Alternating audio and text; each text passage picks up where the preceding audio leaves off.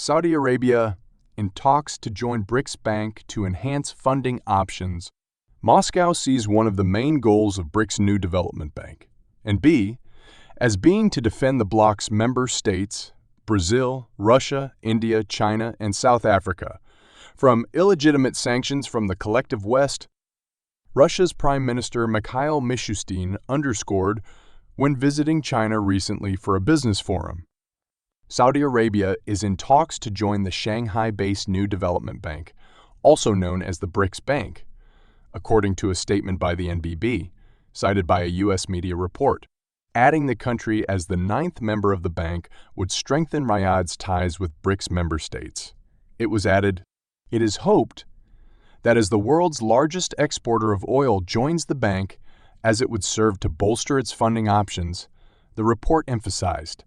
The latter were singled out by Ashwani Mutho, Director General of the NB's Independent Evaluation Office, as the most important thing at the moment.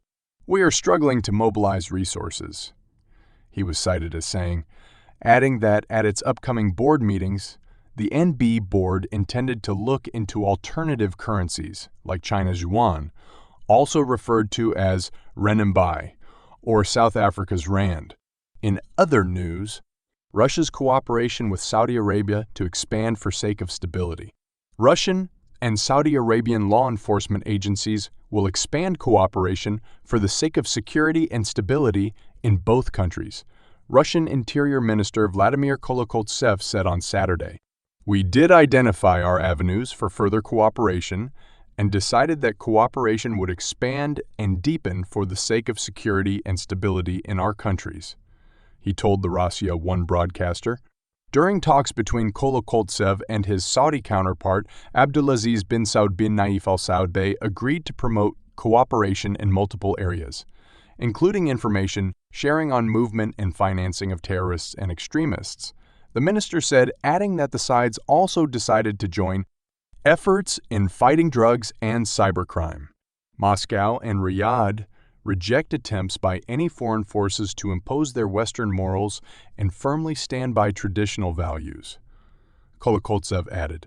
Kolokotsev paid a visit to Riyadh earlier this week, where he discussed cooperation in the law enforcement sphere with his Saudi counterpart, among other matters. He visited a number of Saudi Interior Ministry departments, including the National Center of Security Operations and the main passport department, at his counterpart's invitation. Another news. Current tensions in Kosovo could escalate into armed conflict, says Serbian Defense Minister. Tensions in Kosovo are at their peak and could escalate into armed clashes, with Serbia continuing to send its troops toward the Kosovo border to respond to possible provocations. Serbian Defense Minister Milos Vučević said on Sunday, "The situation is peaceful only in appearance. There are currently no incidents. Tensions are at peak. The indicator of tensions is in the red zone, particularly among the Serbs who are directly under terrorist threat of the regime of Kosovo Prime Minister of the regime of Kurti," Vučević told Serbian broadcaster. "The current escalation could turn into a direct conflict at any moment," the minister believes. Of course, Serbia could be dragged into a conflict and would be portrayed as an aggressor, he said, adding that we should be extremely cautious. The troops are tasked with taking up positions by 3 p.m. tomorrow. On Saturday, the Serbian National Security Council condemned the NATO-led peacekeeping force, KFOR, for standing idly by as the Kosovo police used force to install ethnic Albanian mayors in Serb-majority northern provinces. Later in the day, Vučević said that the Serbian army was deploying its units near Kosovo in anticipation of provocations. Serbia, which never recognized Kosovo's independence and continues to refer to it as its Kosovo and Metohija province, put its armed forces on full combat alert following the storming of municipal offices in northern Kosovo on Friday, after the Kosovo police used tear gas to break up peaceful demonstrations staged by ethnic Serbs to protest the outcome of the April 23 elections. The polls were boycotted by ethnic Serbs and declared valid despite the 3.5's turnout. And to finish, Saudi delegation arrives in Syria to discuss embassy reopening.